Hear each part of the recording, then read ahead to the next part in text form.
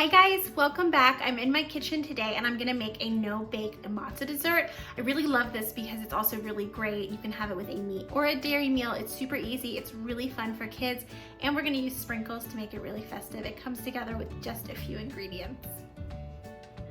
All right, in a microwave safe bowl here, I've got 10 ounces of marshmallows, and then you need 2 tablespoons of margarine or butter. I also sprinkled in a little pinch of salt. I'm gonna put this in the microwave, and I'm gonna microwave it at 30-second intervals. Just kind of keep stirring it till it's nice and melty. We're making Rice Krispie treats, but with matzah. All right, now I put about 5 pieces of matzah in this bag, and you just wanna crumble them up. We want matzah crumbs.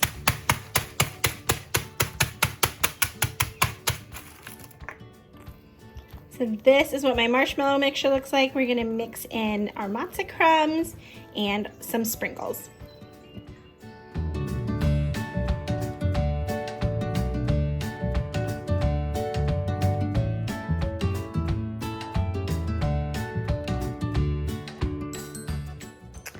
All right, now I've got a greased pan. I'm gonna spread my mixture in here, and then I'm gonna top it with some more sprinkles and then just let it kind of firm up before I cut it into squares.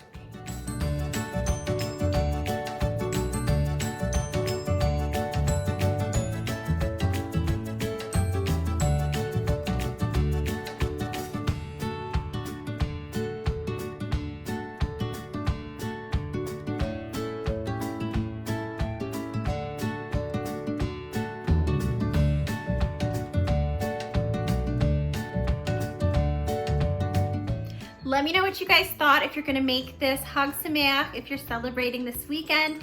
I hope that you get to do something fun with family, even if you have to stay apart. Maybe you're FaceTiming or doing a Zoom Seder.